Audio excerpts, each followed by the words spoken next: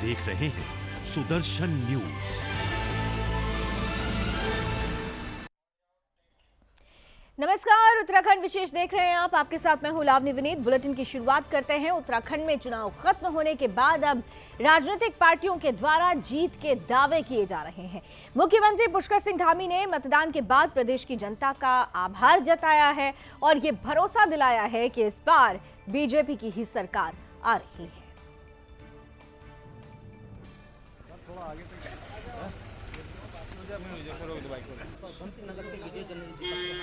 सभी के लिए एक समान कानून उत्तराखंड के अंदर हो, और चूंकि ये हमारे लिए एक पूरे देश के लिए भी उत्तराखंड पहला राज्य होगा जहां से इस प्रकार की व्यवस्था होगी। गोवा इससे पहले ये उदाहरण हमारे सामने है, और उच्चतम न्यायालय ने भी बार बार अपने उसमें कहा है कि राज्यों को ये लागू करना चाहिए, और नहीं लागू करने पर नाराज़गी भी व्यक्त की गई है। इसलिए हम इसको लागू करेंगे, ये हमारा संकल्प है।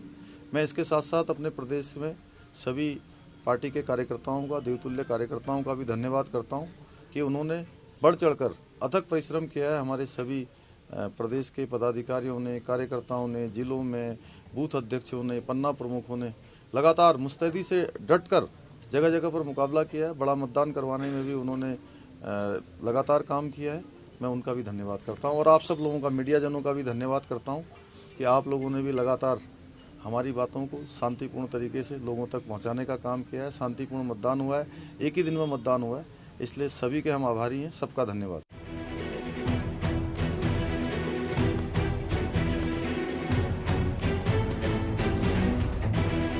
मुख्यमंत्री पुष्कर सिंह धामी ने मतदान के बाद प्रदेश की जनता का आभार जताया। उन्होंने कहा कि प्रदेश में 65% मतदान हुआ है, जिसके लिए मतदाताओं में काफी उत्साह नजर आया। सीएम ने इसके लिए प्रदेश की जनता का आभार व्यक्त किया है, और धामी ने कहा कि जिस तरह से प्रदेश के मतदाताओं ने बढ़ चढ़कर मतदान में हिस्सा लिया है, उससे वो पूरी तरह से आश्वस्त हैं कि प्रदेश की जनता एक बार फिर से बीजेपी को दोहराएगी।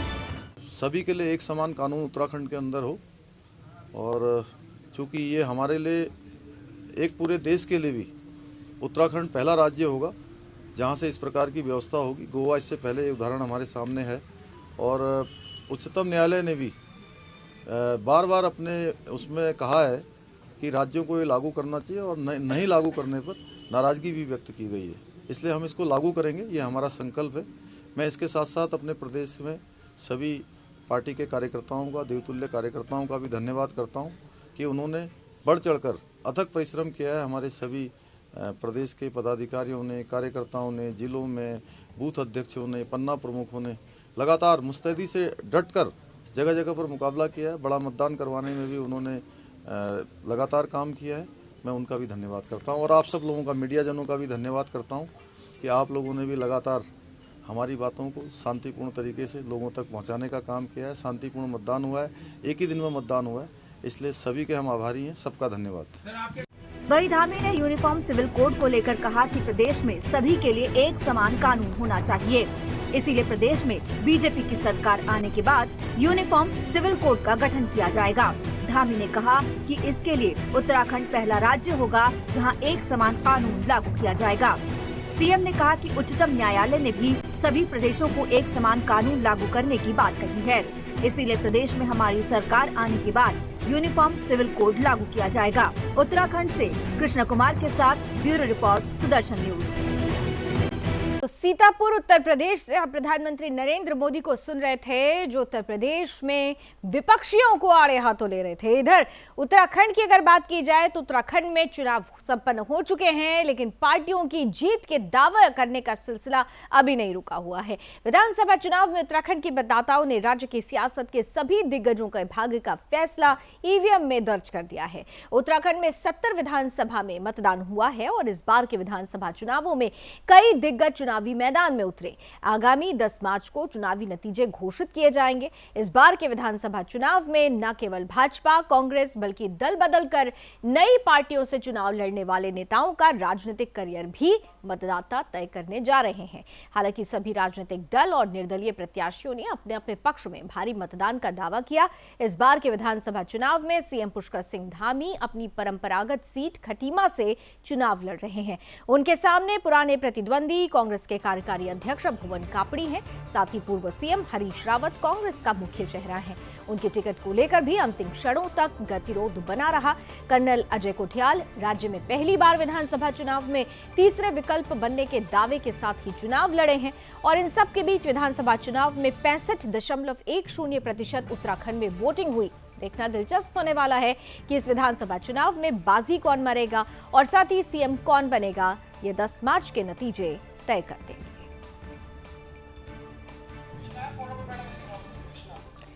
और ब्यूरो चीफ कृष्णा कुमार इस वक्त जुड़ रहे हैं ज्यादा जानकारी के साथ। कृष्णा, चुनाव संपन्न हो गया है लेकिन दावों की बौछार अब भी हो रही है और अब भी ये कहा जा रहा है, हर पार्टी के नुमाइंदगी करते हुए प्रतिनिधि ये कह रहे हैं कि उनकी पार्टी इस बार पहाड़ों पर दिखने वाली है, सत्ता में आने वाली है। लेकिन अब जब चुनाव संपन्न हो चुका है तो कुछ ना कुछ हवा का रुख समझ में आ रहा होगा कि किसको जनता ने अपने दिल में जगह दी।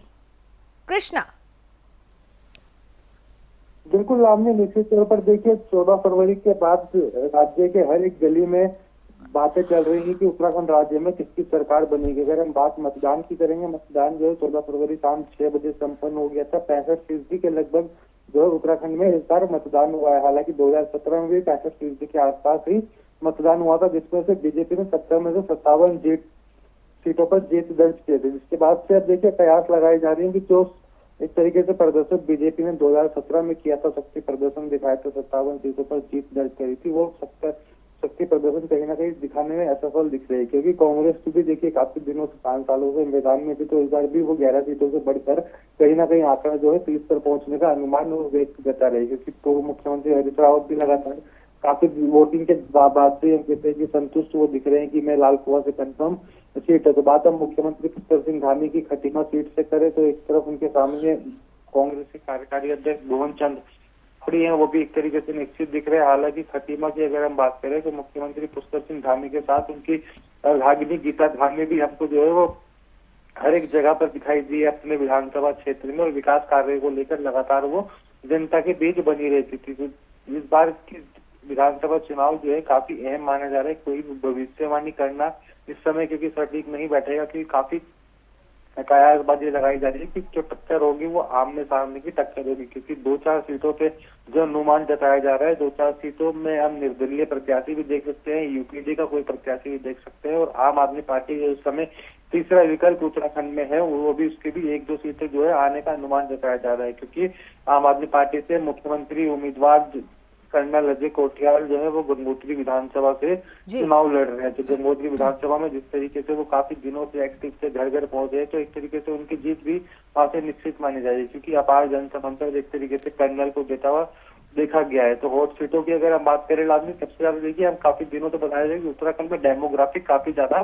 बदलाव हुआ है। और खासकर हम अगर हरिद्वार में बात करें तो हरिद्वार की कुछ सीटें ऐसी है जहाँ पर बहुत ही ज्यादा अधिक मतदान हुआ है। लगभग हम कह सकते हैं 80-82% उन सीटों पर मतदान हुआ है जहाँ पे मुस्लिम बहुल्य सीटें हैं। जैसे कि हम बात करें हरिद्वार के मंगलोर की, जहाँ से विधायक अभी कांग्रेस से काजी निजामुद्दीन ने, और मंगलोर में लगभग 82% हुआ है। तो 80% के आसपास हरिद्वार की कलियर विधानसभा में हुआ है, लक्सर विधानसभा में भी यही हमें कृष्णा, तो फिर इसका क्या मायने निकाला जाए? मुस्लिम बहुल जो इलाके हैं वहां पर वोट प्रतिशत ज्यादा अगर आया है तो इसका मतलब क्या निकाला जाए?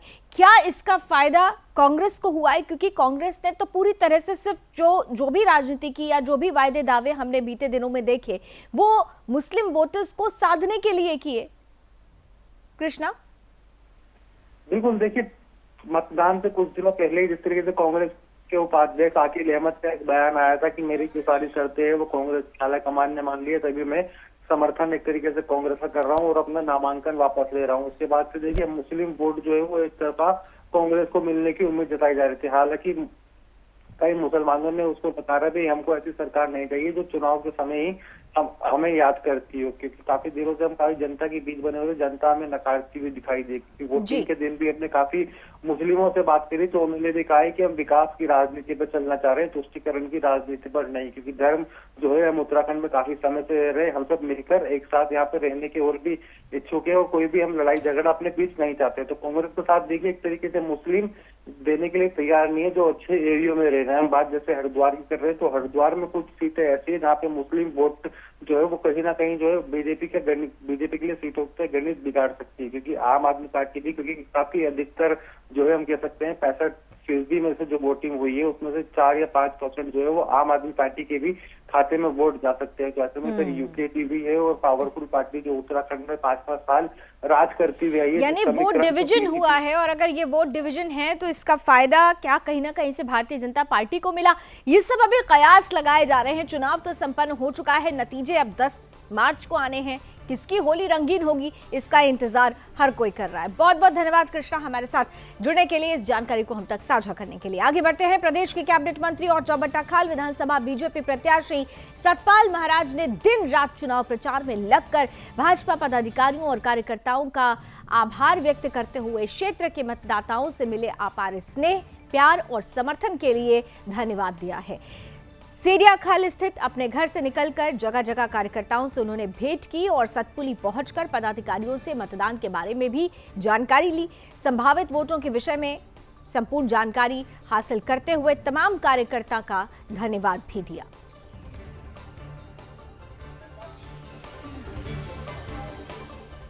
इधर उत्तराखंड कांग्रेस के पूर्व राज्य मंत्री राहुल यादव हरिद्वार में गोविंद घाट पहुंचे, जहां उन्होंने कांग्रेस के पक्ष में सरकार बनने के लिए मां गंगा की पूजा अर्चना की। कहा कि इस बार कांग्रेस पूर्ण बहुमत से सरकार बनाने जा रही है। साथ ही उन्होंने ये भी कहा कि सरकार पर जहां युवाओं को पूर्ण रोजगार प्राप्त होगा, वहीं दूसरी ओर पलायन पर भी रोक लगाने के लिए सरकार भागीदार होगी। साथ ही उन्होंने ये भी बताया कि जो भी वायदे उत्तराखंड की जनता से किए हैं वो सभी सरकार बनने के बाद पूरे किए जाएंगे।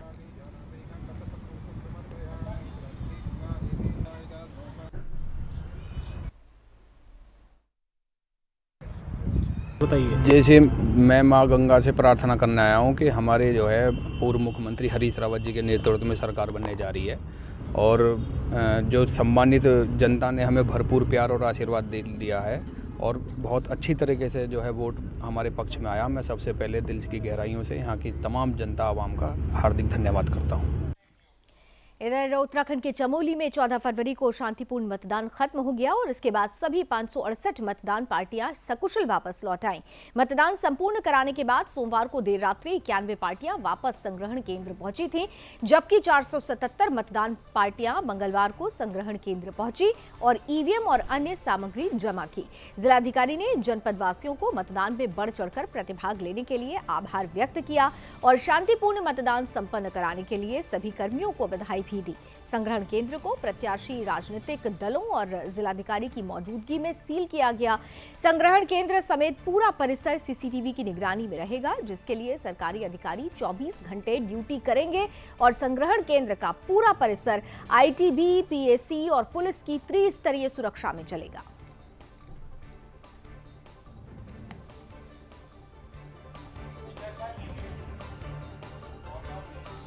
वहीं उत्तराखंड के देहरादून से एक ऐसी ही खबर सामने आई है जिसमें निर्दयी दरिंदों की पहचान उजागर हुई है जो इंसानियत को शर्मसार करती है। एक वीडियो सोशल मीडिया पर तेजी से वायरल हो रहा है।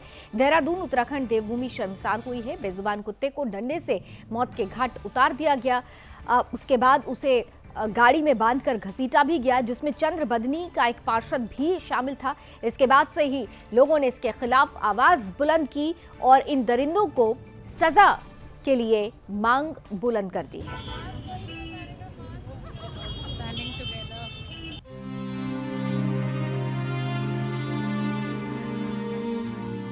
गौर से देखिए इन दरिंदों को। ये हैवानियत से भरे वो दरिंदे हैं जो इंसानियत को शर्मसार करते हैं। जी हाँ, आज हम दिखा रहे हैं आपको इन दरिंदों की एक ऐसी करतूत जिसे देखकर आपको भी शर्म आ जाएगी। इस वीडियो में ये व्यक्ति भारी भरकम डंडे से इस बेजुबान जानवर को मारकर मौत के घाट उतार रहा है। इस बेदर्द इंसान का जी इतने में भी नहीं भरा।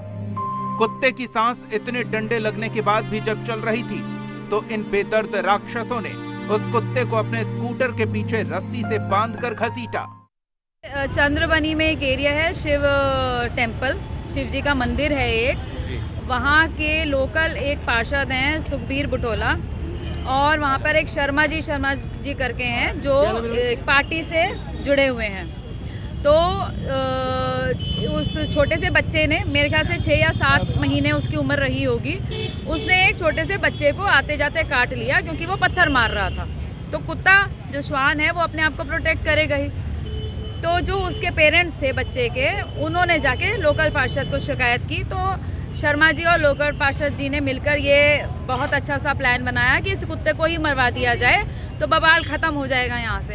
विदिन हाफ एन आवर 4 बंदे बुलाए गए, उन्हें शराब की बोतलें पिलाई गई और उन्होंने पीट कर भोलू को, जब वहाँ नहीं मरा भागा, तो स्कूटर के पीछे से निकालकर उसको बहुत बुरी तरह से पीट कर खून निकालकर मार दिया।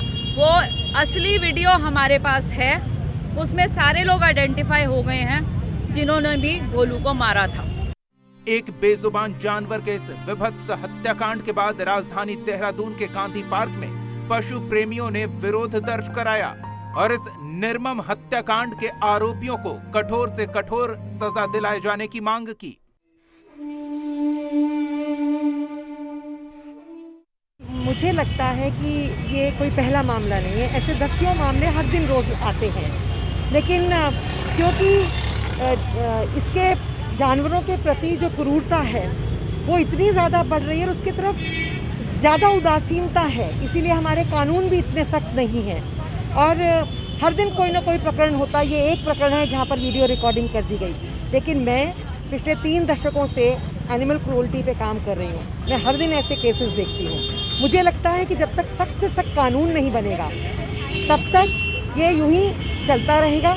पुलिस का रवैया बदलना चाहिए, प्रशासन का बदलना चाहिए और शासन का बदलना चाहिए, क्योंकि जानवर हमारा अभिन्न अंग है और क्योंकि वो डिफेंसलेस है, क्योंकि वो अपना बचाव नहीं कर सकते, इसलिए हमें उनका बचाव करना पड़ेगा।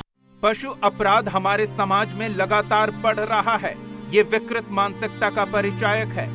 आखिर कब तक इन बेजुबान जानवरों को इस तरह बेदर्द इंसानों का जुल्म सहना पड़ेगा?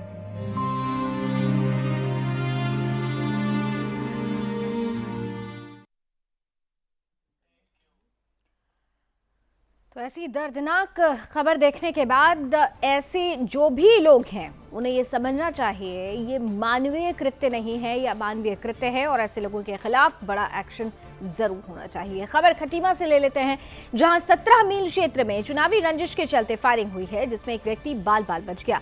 वायरल वीडियो हुआ है और इस वीडियो में देखा जा सकता है कि एक व्यक्ति पुलिस के सामने हाथ में पिस्टल लेकर रौब दिखा रहा है। वहीं उग्र हुई जनता ने एक आरोपी को पकड़ लिया है और उसे पुलिस के हवाले कर दिया है।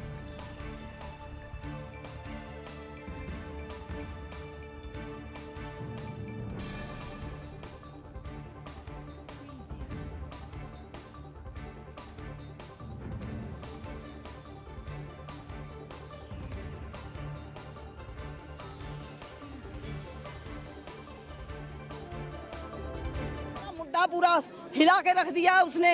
ये 50 लोग लेके आए हैं, लाहौरिया वहाँ का सरपड़ा का लाहौरिया, वो साथ में उनको लेके आया। जे रोशन लेके आया। धामी के गुंडे हैं ये धामी ने भेजे हैं, ये बीजेपी के गुंडे हैं साहब। की बात है कि उस बंदे की बनगवा गांव में दारू पकड़ी गई, फाड़ी बांटते पकड़ा गया।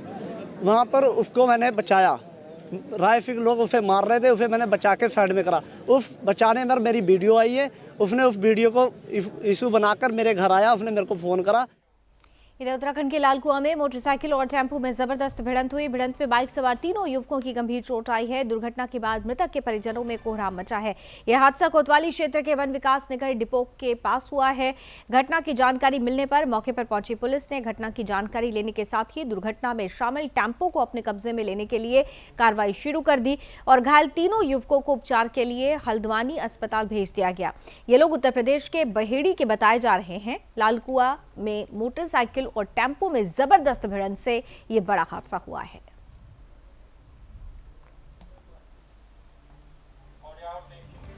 इधर धर्मनगरी हरिद्वार में माघ पूर्णिमा पर श्रद्धालु सुबह से ही गंगा स्नान करने पहुंच रहे हैं और माघी महीने में अब पड़ने वाली इस पूर्णिमा पर हर की पैड़ी पर स्नान करने के लिए हजारों की संख्या में श्रद्धालुओं का तांता लगा रहा।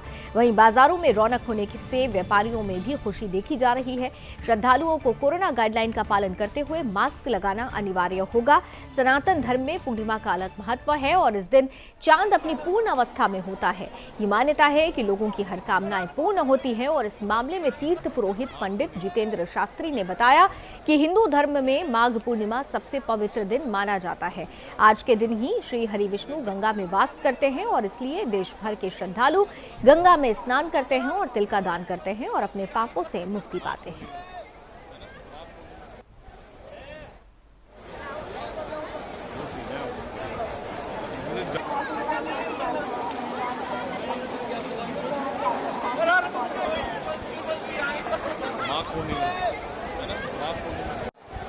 याद होगा आपको, खटीमा से कांग्रेस के प्रत्याशी भुवनचंद कापड़ी का एक वीडियो सोशल मीडिया पर खूब वायरल हो रहा है, जिसमें वो खनन का कारोबार करने की खुलेआम बात कर रहे हैं।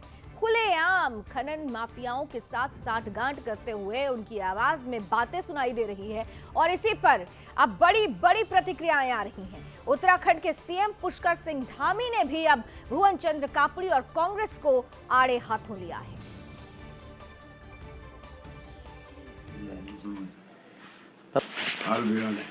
बहुत ज्यादा आजकल चल रहा है आपका, बहुत ज्यादा चल रही है आजकल कन्विंसिंग। आपकी पूरी स्थिति इन्होंने हमसे मालूम करी। लास्ट टाइम भी मेरी मुलाकात हुई थी ना, जब आपसे नौसर में हुई थी शायद, तब भी पानी के लिए बोल दिया। मुझे गर्म पानी देना है। हाँ गर्म गिलास दे दो। मैं आपकी मीटिंग करा देता हूँ, कल ही करा दूंगा। लेकिन बात यह है कि भाई कोई अगर पैसा लगाता है तो वो अपना रिफंड भी चाहेगा, तो उसकी क्या श्योरिटी होगी? क्या रिफंड चाहता है? यहाँ कुछ काम करेगा वो? करवा दूंगा। यहाँ शायद क्रैशर की उसकी कोई बात हुई है? करवा दूंगा। ऐसा ना वो तो मैंने करवा दूंगा। हैं? शेयर शॉट करवा दूंगा। उत्तराखंड में जो काम होगा वो करा दूंगा। जिस नेता से कहना हाथ पकड़ के करा दूंगा। क्रैशर और सफाई का काम दिला देना आप, उसका नदी का, नदी की सफाई, खनन का जो भी है। बताइए कब मीटिंग कराऊं? आप क्या चाहते हो मुझे ये बताओ, वो पूरी सपोर्ट में करा देता हूँ। मेरे को सपोर्ट करा दो। मैं क्या क्या चाहिए बोलिए? पैसे चाहिए। कितने? जितने आप दिला दो। मैं आपको कल बैठा देता हूँ, बोले कितने? तो देखिए हम वो तो देखेंगे सब लोग। भी ऐसी जगह लगवाऊंगा कि याद रखेंगे जिंदगी में, एक पहाड़ पे एक यहाँ पे। ठीक है, क्या चाहिए आप बोलो, मैं कल ही करा देता हूँ।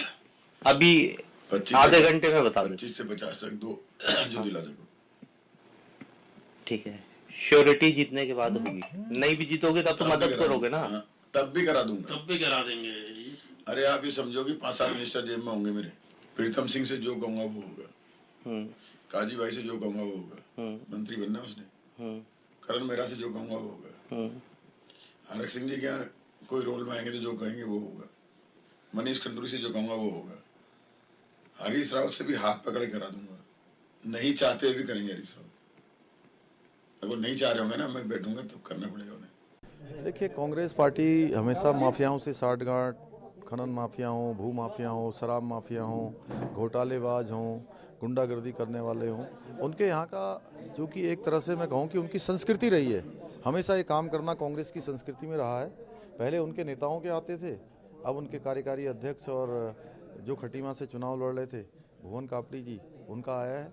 तो आप सब देख ही रहे हैं कि उसमें कुछ बोलने की जरूरत नहीं है, वो स्वयं ही सब कुछ बोल रहे हैं। राजनीतिक खबरों के बीच उत्तराखंड से एक दुखद खबर भी आई, जहां हल्द्वानी में बेहद दुखद और दर्दनाक हादसा हुआ है। दरअसल हल्द्वानी के गौलापार के कुंवरपुर क्षेत्र में भीषण सड़क हादसा हुआ। बीती रात एक कार हल्द्वानी से कुंवरपुर चोरगलिया की तरफ जा रही थी। इस दौरान कार कुंवरपुर के निकट सरोवर रेस्टोरेंट के पास अनियंत्रित होकर एक पेड़ से जा टकराई, जिसमें 4 व्यक्तियों की मृत्यु हो गई है। साथ ही एक व्यक्ति गंभीर रूप से घायल हो गया है। वहीं स्थानीय लोगों ने मामले की सूचना पुलिस को दी। मौके पर पहुंची पुलिस ने मामले को दर्ज कर घायलों को इलाज के लिए अस्पताल में भर्ती करा दिया। साथ ही शव को पोस्टमार्टम के लिए अस्पताल भेज दिया। फिलहाल मामले की जांच जारी है।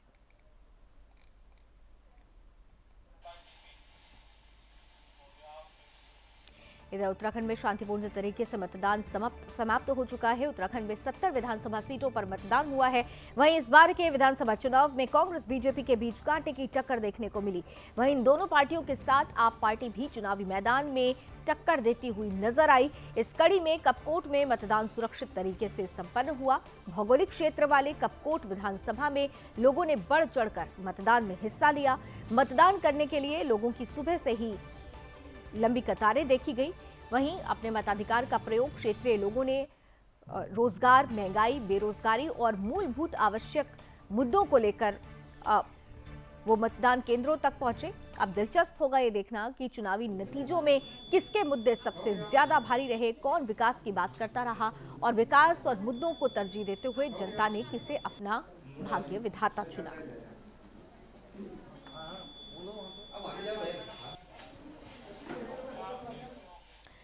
उधर बाजपुर में विधानसभा चुनाव के चलते मतदान को लेकर मतदाताओं में काफी उत्साह देखने को मिला है। उत्तराखंड में 70 विधानसभा सीटों पर मतदान शांतिपूर्ण तरीके से समाप्त हुआ।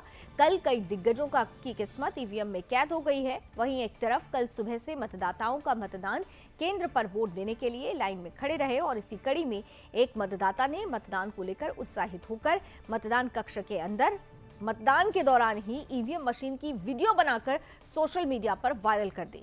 मतदान की वीडियो सोशल मीडिया पर वायरल होने के बाद चुनावी अधिकारियों में हड़कंप मच गया, जिसके चलते अधिकारियों ने वीडियो की जांच शुरू की और वीडियो वायरल करने वाले व्यक्ति के खिलाफ मुकदमा दर्ज करने की कार्रवाई करने के निर्देश भी जारी कर दिए।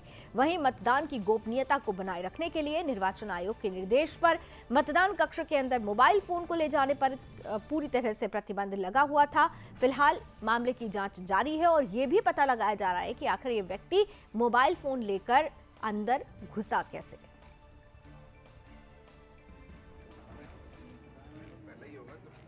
इसमें जो हमारा ऑलरेडी सब लोग जानते हैं कि वोटिंग की प्राइवेसी है, सेक्शन 128 में इसमें कार्रवाई की जा रही है और हमारे सोशल मीडिया मॉनिटरिंग सेल ने उसको ट्रेस कर लिया है किस बूथ पे वो कार्रवाई हुई है। एफआईआर दर्ज करके उसको ढूंढा जा रहा है, उसको जल्दी ट्रेस करके गिरफ्तार किया जाए।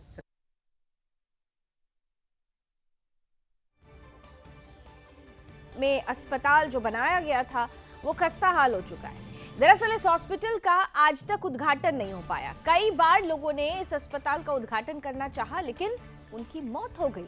इस अस्पताल का जीर्णोद्धार करने के लिए जिस किसी राजनीतिक व्यक्ति ने आगे कदम बढ़ाए वो कदम वहीं थम से गए। यहाँ के विधायक हरभजन सिंह चीमा ने भी इसके जीर्णोद्धार के लिए शासन से बात की और इसके जीर्णोद्धार के लिए पैसा भी अवमुक्त करा लिया, लेकिन वो पैसा आज तक अस्पताल में नहीं लग पाया। यहाँ पर काम कर रहे कर्मचारियों का कहना है कि अस्पताल की स्थिति दयनीय हो चुकी है। इस अस्पताल में चिकित्सक समेत लगभग 5 लोगों का स्टाफ है। दूर दराज से लोग आज भी अपनी आंखों का इलाज कराने इस अस्पताल में आते हैं, लेकिन मरीजों को भी भय बना रहता है कि कहीं ये अस्पताल की बिल्डिंग उन्हीं पर भरभरा कर ना गिर जाए। मगर गरीब तबके के लोग यहाँ पर इलाज के लिए आते हैं। डरे सहमे लोग हमेशा दहशत में रहकर अपना इलाज कराने आते हैं। अब देखना है कि इस जर्जर हालत में पड़े अस्पताल की सुध कौन लेता है।